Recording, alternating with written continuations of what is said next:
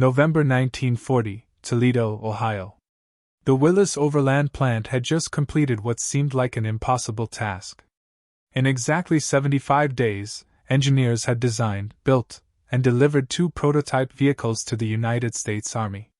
They called it the Quad, named for its 4-wheel drive system. It was small, boxy, and utilitarian. Nothing about it suggested it would become one of the most desired vehicles in military history. Yet within 4 years, German officers would risk their lives to capture these machines, prize them above nearly all other American equipment, and openly admit that the United States had created something their own engineers could not match. The story begins not with triumph, but with skepticism. When photographs of the early American Jeep prototypes reached German intelligence officers in late 1941, the response was dismissive.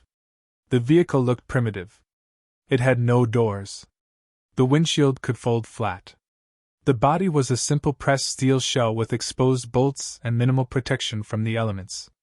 To German military planners who had spent years developing the Volkswagen Kübelwagen, this American creation seemed amateurish.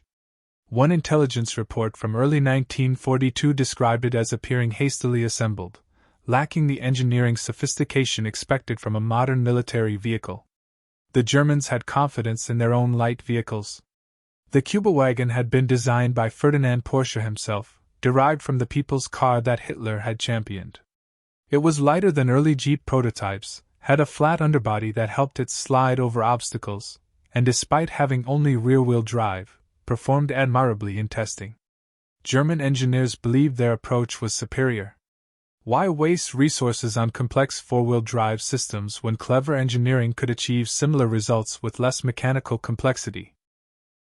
The brutal birth of the Jeep. This confidence would prove tragically misplaced. The American Jeep was not a hastily assembled compromise. It was the product of intense competition, brutal testing, and ruthless refinement. In June 1940, the United States Army had issued one of the most demanding procurement requests in automotive history. They wanted a quarter-ton reconnaissance vehicle that could carry 3 men and equipment, travel cross-country in any terrain, be simple enough for anyone to drive, rugged enough to withstand combat abuse, and light enough to be lifted by 4 soldiers when stuck. The specifications were brutally specific. Wheelbase no more than 80 inches. Height no more than 40 inches. Weight under 2,300 pounds. 4-wheel drive capable of climbing a 60% grade. 4-in capability for 18 in of water. The deadline for the first prototype was equally brutal, 49 days from contract award to delivery of a working vehicle. Most automotive manufacturers declined to even bid. 3 companies accepted the challenge. American Bantam Car Company, a small firm in Butler, Pennsylvania that had been building miniature cars, surprised everyone by delivering the first working prototype exactly on schedule on September 23, 1940. The Bantam prototype, called the Blitz Buggy, worked beautifully in initial tests, but the Army had concerns about Bantam's production capacity. Could a company that had built only 1,200 vehicles in 1939 possibly manufacture tens of thousands of military vehicles? The Army invited 2 larger manufacturers to study the Bantam design and submit their own proposals. Willys Overland of Toledo, Ohio, and Ford Motor Company both examined the Bantam carefully, then produced their own versions incorporating improvements. The result was 3 competing vehicles, each with different strengths, tested ruthlessly throughout late 1940 and early 1941. Bantam had pioneered the layout. Willys contributed the powerful Go Devil engine producing 60 horsepower. Ford refined the body design with the now iconic flat hood and integrated headlights. In July 1941, the Army made its decision. Willys would be the primary contractor, but the design would incorporate the best features from all 3 companies. Ford would also build vehicles to the exact same specifications. The standardized quarter-ton reconnaissance car designated the Willys MB and Ford GPW entered full production in November 1941, just weeks before Pearl Harbor.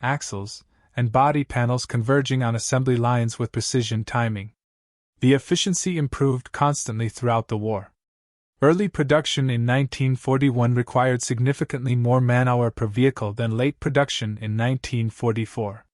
Learning curves, process improvements, and automation steadily reduced the labor required to build each Jeep. By 1944, the man-hour required to build a Jeep had dropped by nearly 40% compared to 1941, even as production volume increased dramatically. Cost reductions paralleled efficiency gains. The initial contract in July 1941 specified a unit cost of $738.74 per vehicle. By 1944, improved production processes had reduced the effective cost to approximately $600 per Jeep. This meant America was building more Jeeps faster and cheaper as the war progressed, the opposite of the German experience where production declined, costs increased, and efficiency degraded under Allied bombing. The final year of the war, 1945, saw German forces in complete collapse. Fuel shortages, ammunition shortages, and the disintegration of German logistics meant that even when German units captured American equipment, they often could not use it. Abandoned American vehicles littered the roads of Germany as German forces retreated. Yet even in these desperate final months, individual German soldiers continued seeking captured American Jeeps when possible. Personal mobility remained valuable even as strategic mobility collapsed. German officers used captured Jeeps to move between disintegrating units. German soldiers used them to flee advancing Allied armies. The Jeep had gone from being dismissed as primitive in 1942 to being the most desired vehicle in the German military by 1945. Post-war interrogations of German officers provided the final assessment.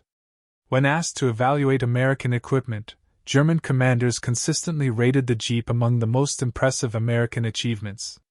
Some rated it more strategically valuable than American tanks or aircraft. The reasoning was consistent. Tanks and aircraft were dramatic and drew attention. But the Jeep enabled everything else. It provided the mobility, flexibility, and logistics that made American operations possible. Superior firepower meant nothing without the logistics to supply it. Advanced tactics required mobility to implement. The Jeep, perhaps more than any other single piece of equipment, embodied American industrial and organizational advantages. The production numbers, standardization, reliability, and versatility of the Jeep represented everything about American methods that Germany could not match. General Major Fritz Bayerlein, who had commanded Panzer Division in Normandy, told interrogators after the war that the American Jeep was among the three most valuable pieces of equipment the Allies possessed. The other two were the long-range fighter aircraft that protected bomber streams and the proximity-fused anti-aircraft shells that devastated German aircraft. The Jeep made this list not because it was more powerful or more deadly than other weapons, but because it multiplied the effectiveness of everything else. The transformation of German attitudes toward the American Jeep traces one of the war's most complete reversals. In 1941 and 1942, intelligence officers dismissed it as primitive and inferior to German vehicles. By 1943, combat units actively sought to capture Jeeps. By 1944, special maintenance crews trained specifically to keep captured Jeeps operational. Even in 1945, as everything collapsed, German soldiers still praised American Jeeps above nearly all other equipment. The progression reveals the broader story of the war. Germany entered the conflict with confidence in its technical and tactical superiority. German vehicles, German tactics, and German soldiers were assumed to be the best in the world. Early victories seemed to confirm these assumptions. But American industrial capacity, organizational ability, and engineering pragmatism gradually overwhelmed German advantages. The Jeep epitomized this process. It was not the most sophisticated light vehicle. German engineers could point to specific features of the Kübelwagen that showed greater cleverness, but sophistication mattered less than production capacity, reliability, and standardization. America built enough Jeeps to equip every unit that needed them, maintained them with universal spare parts, and employed them flexibly across every combat role imaginable. German soldiers recognized this reality faster than German high command. Soldiers in the field saw that American units had mobility German forces could not match. They saw that American wounded reached hospitals faster. American supplies moved forward more quickly, and American commanders could respond to changing situations more rapidly. Much of this advantage stemmed from having enough jeeps that mobility became routine rather than exceptional. When German commanders captured intact American supply depots, they found warehouses full of Jeep spare parts. When they examined American organizational charts, they found that even the smallest American units had Jeep allocations. When they observed American operations, they saw Jeeps everywhere, performing every conceivable task from carrying generals to towing artillery to evacuating wounded. The ubiquity of the Jeep in American forces had no German equivalent. Kübelwagens were valuable but scarce. German light vehicles were carefully husbanded and assigned only to priority units. American Jeeps were so numerous that they seemed disposable. Units that lost Jeeps to enemy action simply requisitioned replacements from supply depots stocked with thousands of vehicles. This abundance created strategic flexibility. American commanders could plan operations assuming unlimited vehicle availability. German commanders had to carefully ration vehicle assignments, and could not plan operations that required more vehicles than were available. The constraints shaped strategic possibilities. The Jeep's mechanical simplicity meant that damaged vehicles could often be repaired quickly. American maintenance doctrine emphasized rapid field repairs with extensive spare parts stocks. Vehicles damaged beyond field repair were simply replaced rather than waiting for depot-level overhaul. This approach required enormous supply chains but resulted in consistently high operational readiness rates. German maintenance doctrine emphasized careful repair and conservation because replacement vehicles were scarce. Damaged vehicles received multiple repairs and overhauls, keeping them operational but often with degraded performance. The fundamental difference in approach reflected different industrial capacities. America could afford to build vehicles with some redundancy, accept battlefield losses, and continuously supply replacement equipment. Germany had to carefully conserve every vehicle because industrial capacity could not replace losses. The Jeep's success influenced post-war vehicle development worldwide. Every major military began projects to develop Jeep equivalents. The British Land Rover, the Soviet Gaz-69, the French Delahaye VLR, and dozens of other vehicles were directly inspired by wartime experience with American Jeeps. Even Germany, divided and occupied after 1945, developed its own Jeep derivative when the Bundeswehr was formed. The DKW Munga introduced in 1956 showed clear Jeep influence in its layout and capabilities. Japan, which had fought against Jeep-equipped Allied forces in the Pacific, developed the Toyota Land Cruiser, partially based on studying captured American Jeeps. The civilian market transformed even more dramatically. Willys recognized the Jeep's commercial potential during the war. In 1945, as military production wound down, Willys introduced the CJ2A civilian Jeep. This vehicle retained the military Jeep's basic layout, but added features for civilian use like a tailgate, side-mounted spare tire, and slightly more comfortable seating. Farmers, ranchers, construction companies, and outdoor enthusiasts embraced the civilian Jeep. The CJ2A sold for $1,090, expensive for the time, but justified by versatility. Sales were strong enough that Willys continued developing civilian Jeep variants. The CJ3A in 1949 added a one-piece windshield. The CJ5 in 1955 became one of the longest-running vehicle models in history, remaining in production for 31 years. The civilian Jeep market grew steadily through the 1950s and 1960s, then exploded in the 1970s as recreational four-wheel drive vehicles became popular. The Jeep brand passed through several corporate owners from Willys to Kaiser to American Motors to Chrysler. Each owner recognized the value of the Jeep name and heritage.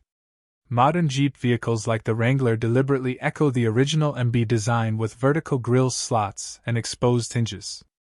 The direct lineage from the 1941 military Jeep to modern civilian SUVs represents one of the most successful product evolutions in automotive history.